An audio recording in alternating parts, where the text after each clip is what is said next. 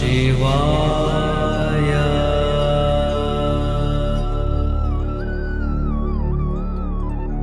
ஓம் நம சிவாய.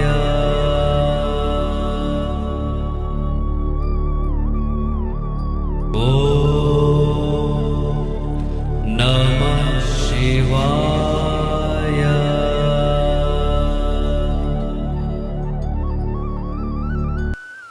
தென்னாடு சிவனையே போற்றி எந்நாட்டவருக்கும் இறைவா போற்றி. திருச்சிற்றம்பலம். சகோதர சகோதரிகளுக்கும் ஆன்மீக உள்ளத்திற்கும் அடியார் கூட்டத்திற்கும் எம்பெருமான் ஈசன் எல்லா நலமும் எல்லா வளமும் கொடுத்து வாழ்க்கையில் இன்முகத்தோடு வாழ்வதற்கு சதாசிவநாதரை வேண்டி, நம்முடைய இந்து மதத்திலே நாம் செய்ய வேண்டிய சில பூஜை முறைகளில் மிக முக்கியமான இடத்தை வகிக்கக்கூடியது, அது இல்லை என்றால் பூஜையே கிடையாது.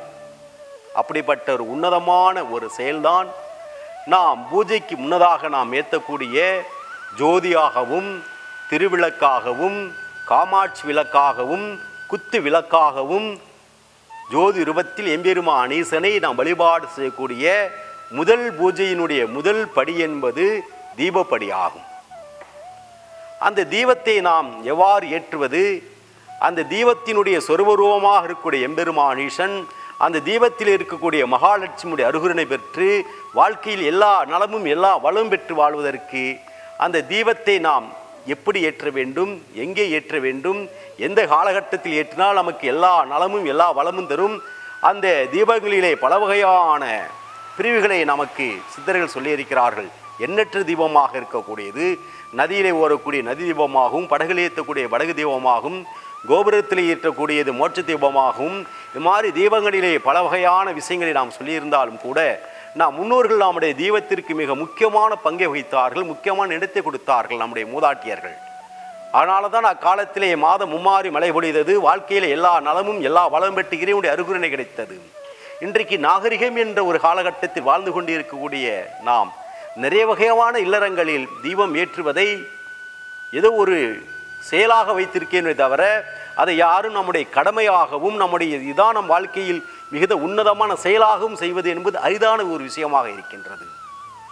வாழ்க்கையிலே மகாலட்சுமியுடைய அருகினை நமக்கு கிடைக்க வேண்டும், மகாலட்சுமியுடைய பரிபூரணமாக இருக்கக்கூடிய ஆசீர்வாதம் நமக்கு கிடைக்க வேண்டும் நினைக்கக்கூடிய நண்பு சகோதர சகோதரிகள், காலை நேரங்களிலே பெண்கள் வாசலிலே கோலமிட்டு அந்த கோலத்தின் மீதாக 5 அகல் விளக்குகளை ஏற்றுகின்ற சமயத்தில் உங்களுடைய வாழ்க்கையில் எல்லா வகையான லட்சுமி கலாச்சாரான விஷயங்கள் நடைபெறக்கூடியது. இது ஒரு உண்மையான நிகழ்வுகளாகும். அதேபோல் சில வீடுகளிலே சுபகாரியங்கள் நடைபெறாது, சுபகாரியங்கள் நடைபெறாமல் நடைபெற்று கொண்டே இருக்கும். இப்படி இருக்கக்கூடிய வீடுகளிலே நீங்கள் இறைவனை வழிபாடு செய்யக்கூடிய பூஜை அறையில் இரட்டை தீபம் ஏற்றுகின்ற சமயத்தில், இந்த இரட்டை தீபம் எப்போ ஏற்ற வேண்டும்? காலையிலே எங்கே ஏற்ற வேண்டும் என்றால் வாசலிலே ஏற்ற வேண்டும். மாலையிலே 6 மணிக்கு முன்னதாகவே வீடுகளில் என்ன பண்ண வேண்டும்?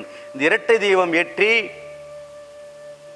தீபஜோதியாக இருக்கக்கூடிய எம்பெருமான வழிபடப்படுகிற சமயங்களில் அங்கு இருக்கக்கூடிய மங்களகரமான விஷயம் நடைபெறக்கூடிய விஷயமாக நம்முடைய சாஸ்திரங்கள் சொல்லக்கூடிய விஷயங்கள் ஆகும்.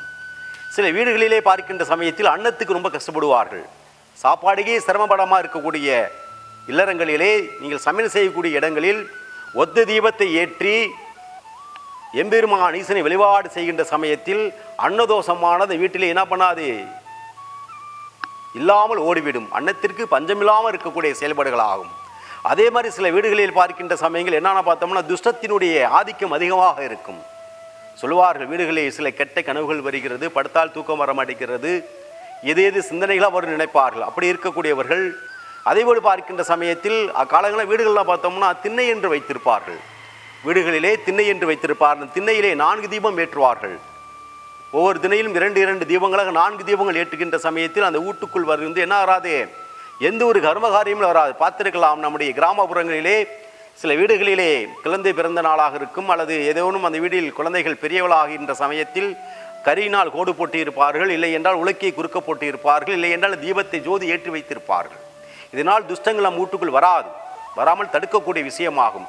அதேமாரி பார்த்தோம்னா சில வீடுகளிலே பார்க்கின்ற சமயத்தில் வாசல் நுழைகின்ற சமயத்தில் பார்த்தோம்னா அகழி வைக்கக்கூடியது இருக்கு. 2 அந்த வாசலுக்கு முன்னால் பார்த்தோம்னாக்க ஒரு ஓட்டை மாதிரி போட்டு அகழி விளக்கு தீபம் ஏற்றி வச்சிருப்பார்கள், மாடாகுழி என்று சொல்லுவார்கள். அதில் இரட்டை தீபம் ஏற்றுவார்கள். அப்படி இரட்டை தீபம் ஏற்றுக்கு போடும் வீடுகளில் என்ன பண்ணக்கூடிய விஷயமாகும், பயங்கள் இல்லாமல் வாழக்கூடிய விஷயமாகும். இது மாதிரி தீபத்தில் பல வகையான விஷயங்கள் இருக்கிறது. இன்னும் சொன்ன நிறைய சொல்லிக்கொண்டே போகலாம். இப்படி இருக்கக்கூடிய காலகட்டத்தில் எதுவுமே நம்ம செய்யாமல் இருந்தாலும் பரவாயில்லை. தீபம் ஏற்றுகின்ற என் அன்பு சகோதரி, மாலை நேரங்களில் உங்கள் வீடுகளில் விளக்கேற்றுங்கள், அல்லது காலை நேரங்களில் விளக்கேற்றுங்கள். அதேபோல் விளக்கேற்றக்கூடியது சுத்தமான நல்ல எண்ணெய் அல்லது நெய்யினால் விளக்கேற்றுங்கள். தயவு செய்து இந்த தீப எண்ணெய் என்று விளக்கு ஏற்றக்கூடிய அந்த தீபத்தை எண்ணெயை பார்த்து தயவு செய்து விளக்கு ஏற்ற வேண்டாம். சில கோயில்களுக்கு, நம்முடைய ஆலயத்தில் வரக்கூடியவர்களுக்கு அந்த தீபத்தை நான் கொண்டு வர வேண்டாம் என்று சொல்லுவோம். ஆனால் அதை மீறியும் சில பேர் கொண்டு அந்த நாள் தீபம் ஏற்ற அது சுத்தமான நெய் கிடையாது, ஆனால் டால்டா அது மாதிரி இடங்களிலே சுத்தமான நெய்யிலே தீபம் ஏற்றுகின்ற சமயத்தில் நெய் என்ன பண்ணி எல்லாம் அதான் சொல்லியிருக்கிறார்கள், ஒரு பாலுக்குள்ளே எவ்வாறு நெய் மறைந்திருக்கிறதோ அதுபோல் இறைவன் நம்ம உள்ளத்துக்குள் மறைந்திருக்கின்றார். பாலுக்குள்ளே இருக்கிற நெய் நமக்கு தெரியாது. அதை பாலாய் காய்ச்சி உருக்கி அதை தயிராக்கி மோராக்கினப்போ தான் நெய் எடுக்க முடியும். அதே போல் நம்முடைய ஆத்மாவுக்குள் இறைவன் மறைந்திருக்கிறார். அதனால தான் நெய்யிலே தீபம் ஏற்றக்கூடிய விஷயமாகும். நல்ல எண்ணெய் என்பது நம்முடைய கர்மகாரியங்களை போக்கக்கூடிய விஷயமாகும். இந்த நல்லெண்ணெய் மற்றும் நெய் தீபத்தினால் மட்டும்தான் தீபம் ஏற்ற வேண்டும். தயவுசெய்து கோயிலுக்கு செல்லக்கூடிய என் அன்பு சகோதர சகோதரிகள், நெய் தீபம் என்று அங்கே விற்கக்கூடிய அந்த விளக்குகளை வாங்கி ஏற்ற வேண்டாம். அந்த தீப எண்ணெய் என்று விற்கக்கூடிய அந்த தீப எண்ணெயும் வாங்கி தயவுசெய்து ஏற்ற வேண்டாம். இந்த இரண்டில் மட்டும் நீங்கள் தீபம் ஏற்றிப்பார்கள், உங்கள் வாழ்க்கையில் எல்லாம் சிறப்பாகவும் செம்மையாக இருக்கும். அதான் ஜோதி சொரூபமானவர் எம்பெருமான் ஈசன், ஜோதியின் ரூபமானவர் எம்பெருமான் ஈசன். அப்போ ஜோதியை நாம் வழிபடுகின்ற சமயத்தில் அந்த ஜோதி எப்படிப்பட்ட ஜோதியில் எரிய வேண்டும், ஒரு அருமையான நெய்யினால் எரிகிற சமயத்தில் ஈசன் நமக்கு எல்லா நலன்களையும் எல்லா வளன்களையும் தரக்கூடிய எம்பெருமான் ஈசன். ஆகினால் இந்த தீபம் ஏற்ற நிகழ்வுகளை என் அன்பு சகோதர சகோதரிகள் கடைபிடிக்கின்ற சமயத்தில் உங்கள் வாழ்க்கை பிரகாசமும் செம்மையாகவும் அமைவதற்கு சதாசிவநாதர் அறிவுரையட்டும். ஓம் நமோ நமச்சிவாய நமஹ.